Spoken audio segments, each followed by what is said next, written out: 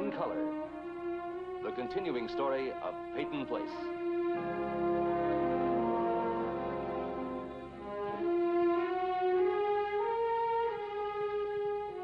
Starring Dorothy Malone as Constance Mackenzie, Ed Nelson as Michael Rossi, Ryan O'Neal as Rodney Harrington, Barbara Parkins as Betty Anderson, Tim O'Connor as Elliot Carson, Christopher Connolly as Norman Harrington, Patricia Morrow as Rita Harrington, James Douglas as Stephen Cord.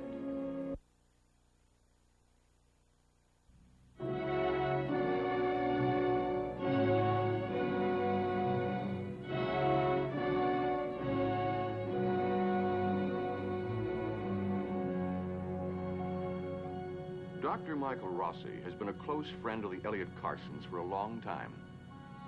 Today, the Carsons have summoned him. They have asked him to intrude into the extremely fragile relationship they now have with young Rachel Wells. Perhaps Dr. Rossi, as a so-called objective observer, might be able to create an atmosphere of trust around Rachel. An atmosphere which would let Rachel tell the truth about her relationship with Jack Chandler and her knowledge of Allison Mackenzie's disappearance.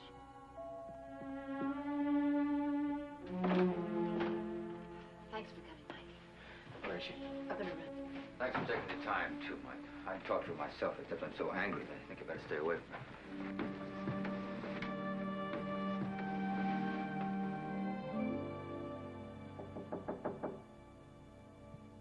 Rachel? Rachel?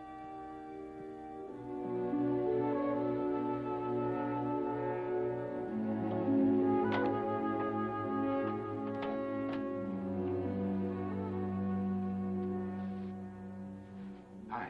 Just thought I'd come by and see how you were doing. I heard your car. I was afraid it might be the police or... Chandler? The police will catch him. I don't think you have to worry about him anymore. Carsons are awfully upset with me, Dr. Rossi. Did they tell you? Well, I kind of figured that out from the look on their face when I told them I wanted to see you. But they didn't say what?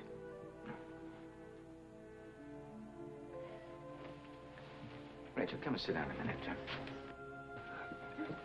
That sounds like a doctor after he's examined his patient. No. You've never been to New York, have you? Well, after all this is over with Chandler and things are back to normal again, I want to take you there. I want to take you and Connie to see New York. That would be wonderful, but she'd never go anywhere I was going. Oh, yeah, sure she will. I mean, I'll smooth all this out. And I don't think you can. I don't think anybody could. Oh, yeah, sure. Connie loves New York. I mean, she feels the same way about it I do. The same way you feel once you see it. New York is a wonderful place. It's a fun place to get lost in. It's kind of like a forest, really, with all the trees and the birds and the flowers and everything. Of course, in New York, you have the skyscrapers and little tiny, narrow streets with busy people, fast-talking people, and little shops and restaurants and policemen on horseback. And a lot of wonderful old neighborhoods where people scream at each other in 20 different languages. And I'll take you to see my little old neighborhood, where I took my first shower in the water of a street cleaning machine and broke my first window, kissed my first girl, and a lot of other ancient and interesting historical landmarks. Do you remember when I kissed you? Yes, I remember. Rachel, I think... Why do you want to take me to New York? Why should you? Well, because I care about you, and I want to see you enjoy yourself. You pushed me off on Rodney every chance you got. Rachel, you've gone through a lot of difficult and unfortunate experiences. They put you up to this, didn't they? Mr. and Mrs. Carson couldn't get anything out of me, so they sent for you because you were my doctor. You were my friend and my protector, and they knew I'd do anything for you. That was just a trick, wasn't it? Talking about New York and smoothing things over. Well, wasn't it? It was just a trick to soften me up and get me to tell you what I wouldn't tell them. Now, wait a minute. Just wait a minute. Soften you up. I would like to see someone try to soften you up.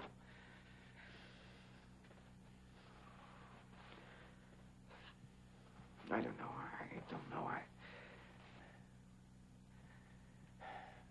Why do you hurt these people?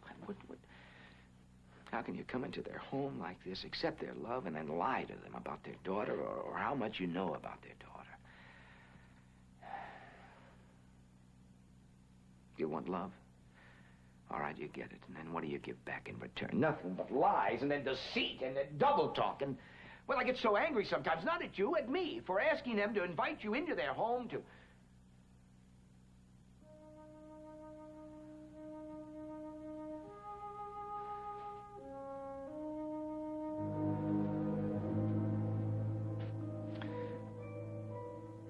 Rachel, why do you do this? What reason do you have to hurt these people? Is it Chandler? I mean, does he have something on you that... Answer me!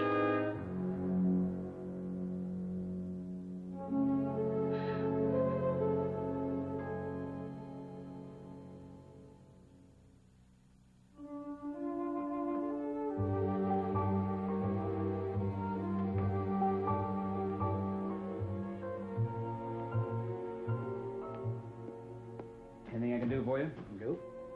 Picking up my grandfather? Yeah, as a matter of fact, I am. A little drive up the coast, a few healthy gulps of ocean air.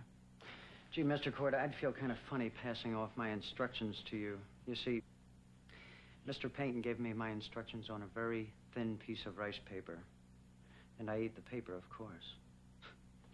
Doesn't it seem kind of silly for me to be handing out my instructions to you? Where are you taking him? I can see your weapons, Mr. Cord.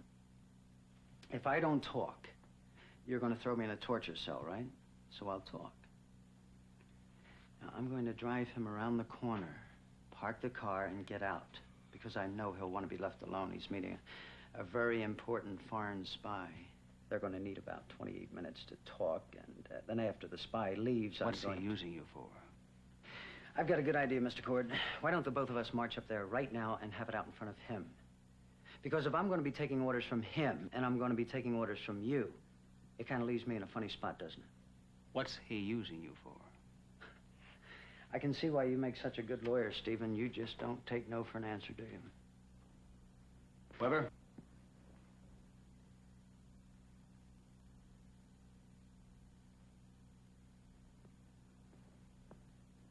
Let me tell you something a bit too complex for that wee little mind of yours. My grandfather's sitting up in his room right now, laying out his strings for the day. Strings attached to me, to my wife, and a lot of people around here. And some of those strings are attached to you, Weber. Don't ever forget that. You know, Mr. Cord, I really don't think I'm important enough for Mr. Peyton to bother with. Neither do I. My grandfather will bother with you, though. Oh, how he'll bother with you. If you see yourself as his friendly little conspirator. Know when the strings are being pulled, Weber. Those strings are being pulled right now, Mr. Cord.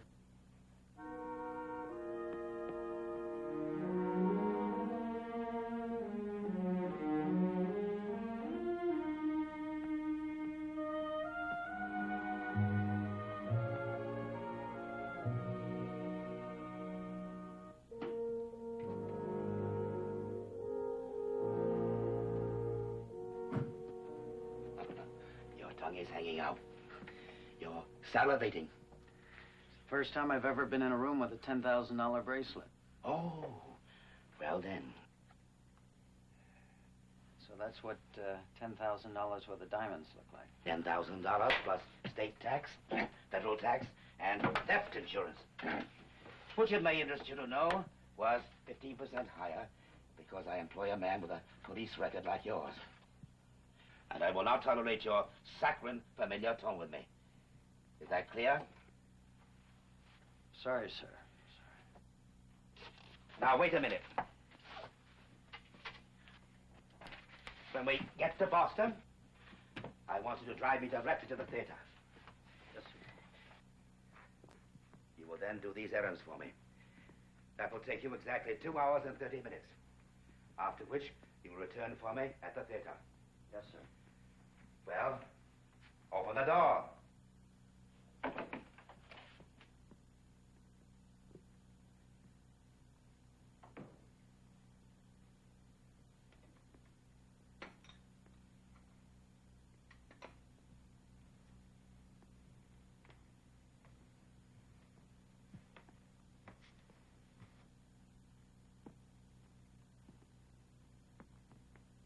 Good afternoon, Mr. Peyton. Ah, it is a good afternoon.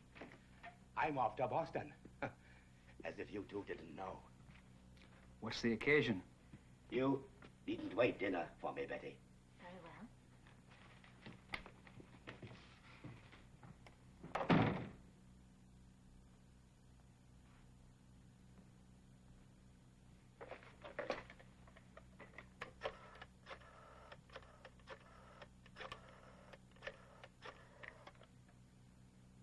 Come on.